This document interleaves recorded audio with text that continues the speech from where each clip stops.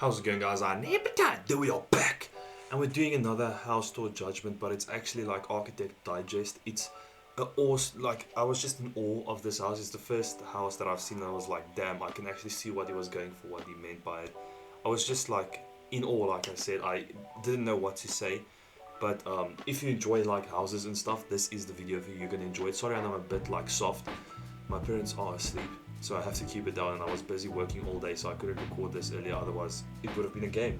But I'm actually glad I saw this video just now while I was scrolling, chatting with my friends and stuff. But it's crazy, dude. You're gonna, if you don't like get like, not goosebumps, but like, you're just in awe of this house. You don't know what to say. You're just like mesmerized by it, basically. It's just how I felt about this house. So yeah, just enjoy it. It's actually a really good video. Go check it out if you haven't checked it out, but you've never seen something like this unless you've seen this video before. It's crazy, the whole like design concept of it and everything. But yeah, in any case, if you guys end up enjoying this, you know what to do. Like, subscribe, share, notify yourself, and upload my brilliant content by clicking the notification bell. And hopefully you guys just enjoy, because that is the most important part. Remember, spread them downward like the virus I am, of course. And hopefully you guys enjoy, and hopefully I'll see you guys in the next one. Cheers! Alright, okay, sorry, I was in the wrong scene. Yeah, we're gonna do this, we're gonna watch it. I'm gonna put down the volume a bit, you know, because it is pretty loud. Let's just check it. Yeah, that should do it. Alright, so this is Architect Digest. We're gonna watch this. This is a futuristic home. The one reason I clicked on it is because its description reads, inside a futuristic home, well, its title, with detachable rooms, and this thing was built in 1992, so we're gonna see. And look how, well, futuristic it is, I guess. It's like crazy. It already looks crazy, dude. It looks like a reindeer. It doesn't look like it should be real.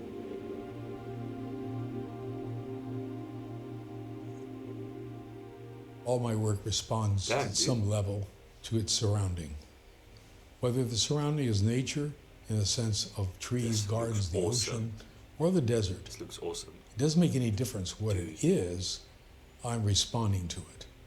So all this enters into an equation, and how it comes out is what we call creativity. You must have a knowledge of, in architecture, you must have a knowledge of structures.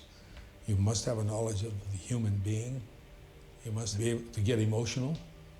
If you aren't emotional, don't be an architect. Big waste of time.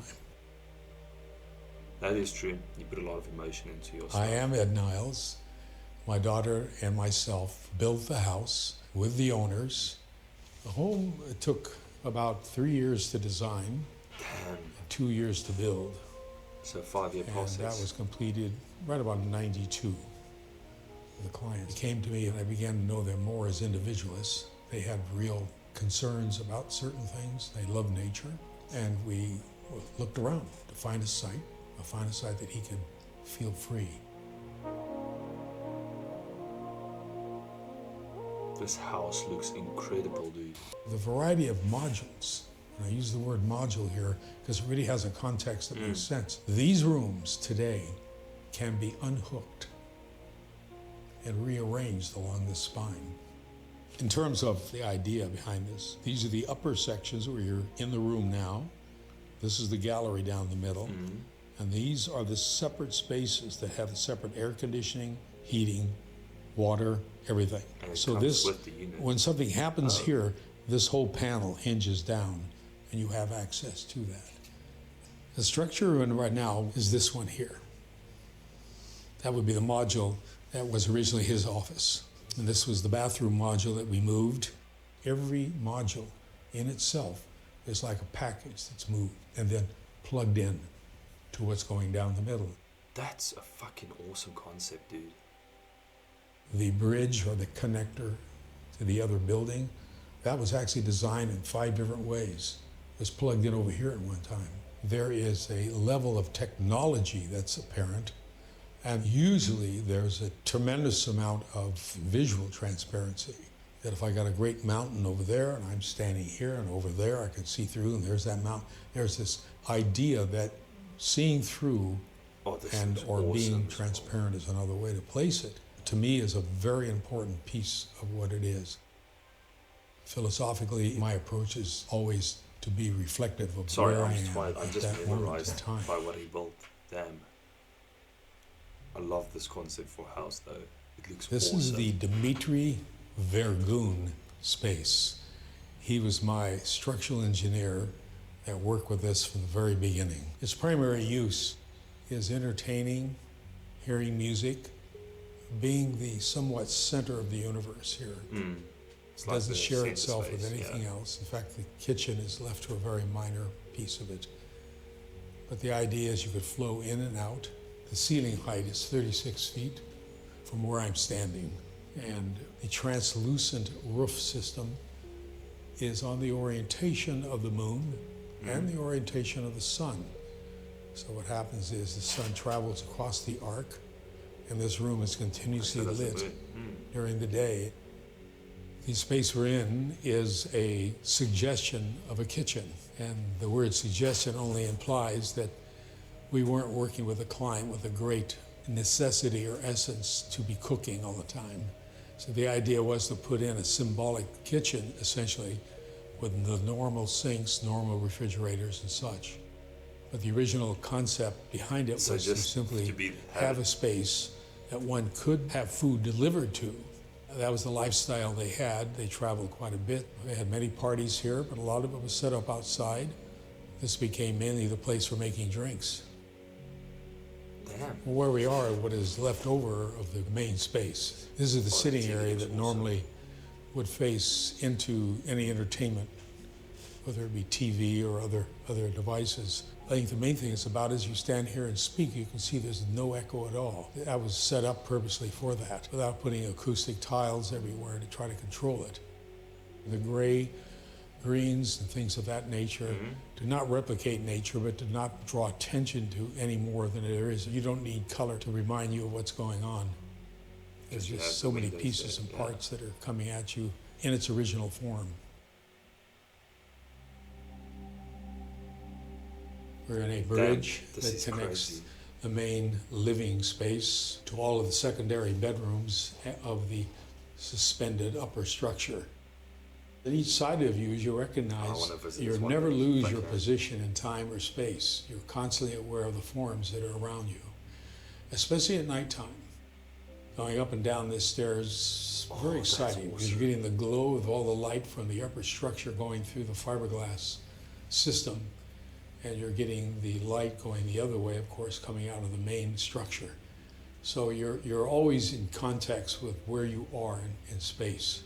So you're always seeing the ocean, does look like or a you're always space seeing station. across the court below and beyond. I've used bridges many times, depending on the nature of the project. They're very exciting. The difficulty is them, like any other piece of architecture, you've got to be mathematically correct, because normally they're brought in by crane and they have to fit perfectly.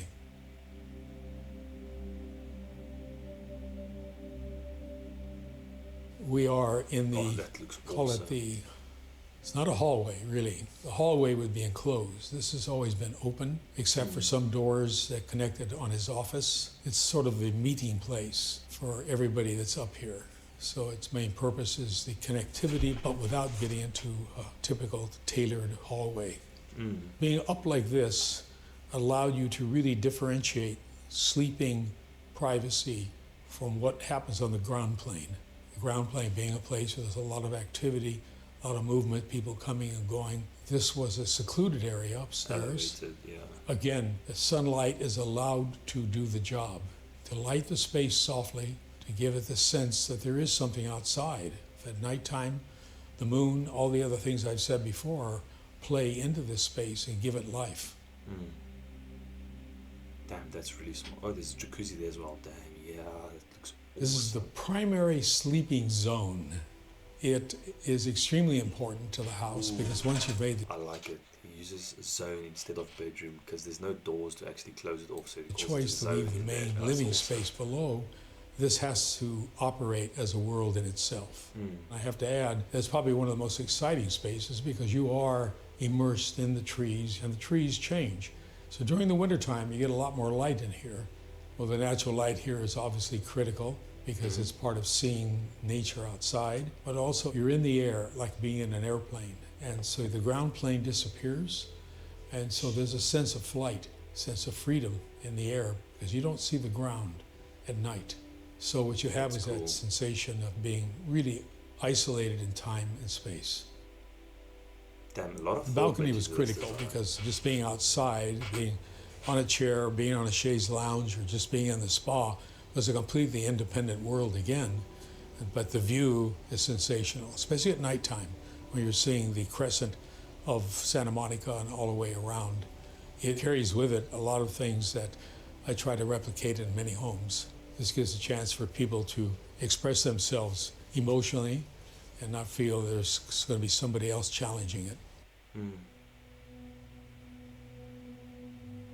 It's actually really a cool design. The space is a bathing, dressing area as part of it. Dressing is across the hall, but this space was designed so that both of them could utilize an island sink, but also gave them a lot of surface area and access. And so it's a piece of furniture, really. It's not just a counter, it's a piece of furniture that we designed that floats in this space. I've never seen an island sink before. That's awesome. He likes his art. This is the south-facing court towards the ocean, towards the islands. This is the place where a variety of furniture types have been tested. And the sliding glass door sections are California bred. Most of these doors are normally so small it's not worth the time to even open them up.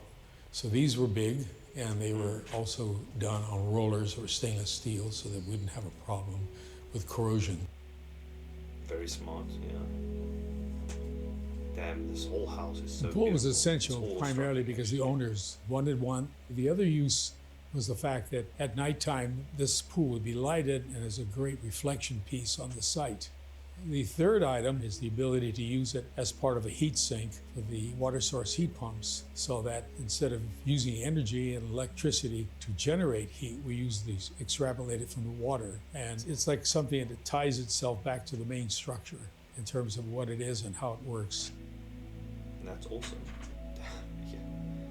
Yeah, I see why it took 3 years to design. Damn. Sculpture is a big part of the exterior landscape. The idea from the beginning was you can pick them up and change them after you change your mind. That dynamic was good because over the years, Milt would call me up and he'd say, I bought this new piece, you gotta come over and see it. And that really created the action on the space. It's awesome, dude. What must this owner do to be able to afford this, though? What does he do to afford this shit, dude? It's like crazy. I don't know how he does this. I want to know what he does to afford this. I would say the home itself is unforgiving. There are no options. You're in a room or you're not in a room. You are within nature or you're not in nature, depending on the time of day. You walk from room to room and you experience different views of nature, different impacts of nature. Oh, it looks so cool, But man. you also are affected by the fact that you're moving through the world at a different time of the day constantly. But being separated from nature is not the intent. The point being is that you are separated from nature automatically, whether you want to or not. And that's where the architect comes in, as a translator of emotions, issues, technology, all of that into an object. Damn. This house tells its own story. It's crazy. Damn, that was probably the first video I've ever watched where I just couldn't, I don't know what to say. I was just awestruck and stricken. I don't know if it was a word. I was just in awe of this building. Damn. But yeah, if you guys ended up enjoying seeing this weird ass building that is actually really awesome, you know what, do like, subscribe, share, and notify yourself, and upload my brilliant content by clicking the notification bell. Sorry that I did 2 like reaction type videos today. Just had a lot of work today. Tired right now. I'm gonna upload this and then yeah. But hopefully you guys enjoy. Tomorrow there will be games and stuff. Remember spreading that with the virus and of course. Hopefully you guys enjoy and hopefully I'll see you guys in the next one. Cheers!